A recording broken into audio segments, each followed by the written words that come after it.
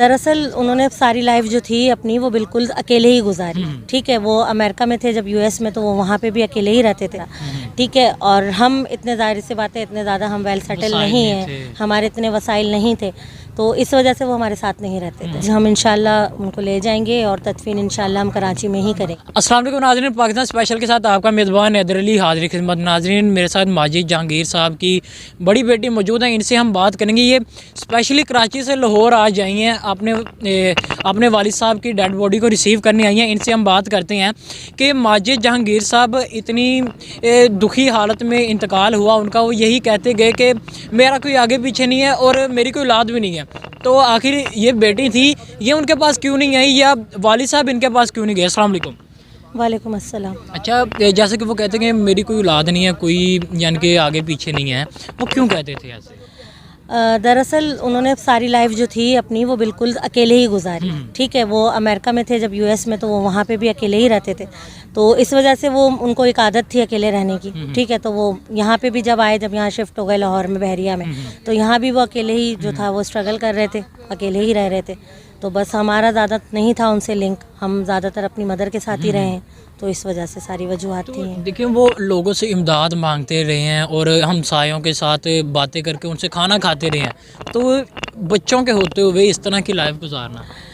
اصل میں دراصل انہوں نے شروع سے جو تھی اپنی لائف جو تھی وہ ایک لگژری لائف جو تھی نا وہ یوز کی, اسی کے تحت انہوں نے گزارا.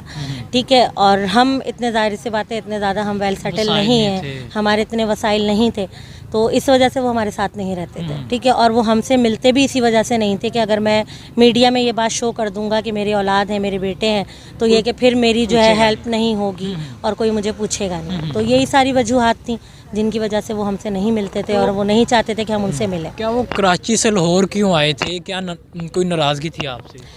نہیں, ہم سے تو بظاہر کوئی ناراضگی نہیں تھی, لیکن یہ کہ کراچی میں کافی لوگ جو ہیں وہ ہمیں جانتے ہیں کہ ماجد جہانگیر کی اولاد ہیں, 4 بچے ہیں ان کے. ٹھیک ہے, لاہور میں ہمیں کوئی نہیں جانتا, تو یہی وجہ تھی ان کی کہ لاہور میں آ کے وہ بحریہ میں ایک طرف ہو کے رہ رہے تھے, اور یہ کہ وہ میڈیا وغیرہ پہ یہی انٹرویوز دیتے تھے کہ میری کوئی اولاد نہیں ہے. صحیح. اچھا, جیسا کہ اب ان کی وفات تو ہو چکی ہے, اب آپ ان کو کراچی لے جا رہے ہیں, کب لے کے جائیں گے؟ جی سر, آج ہم انشاءاللہ ان کو لے جائیں گے اور تدفین انشاءاللہ ہم کراچی میں ہی کریں گے. کراچی کس علاقے میں ہوگی؟ کراچی گلشن اقبال میں. گلشن اقبال میں ان کی.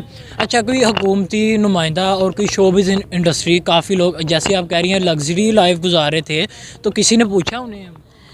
نہیں سر, ابھی کچھ کی آئی ہیں کالز وغیرہ جو میرے بھائی نے اٹینڈ کی ہیں, انہی کے نمبر سے ہی آ رہی ہیں کالز, انہی کے نمبر پہ, تو وہ میرے بھائی نے اٹینڈ وغیرہ کی ہیں. لیکن ابھی یہاں پہ کوئی بھی اس طریقے سے نہیں آیا, نہ تو کوئی شوبز کے حوالے سے اور نہ ہی کوئی حکومتی جو یہاں پہ نہیں آئے ابھی تک. صحیح. اچھا, یہ واپسی کے جانے کے اخراجات کیا ملک صاحب برداشت کریں یا آپ کو؟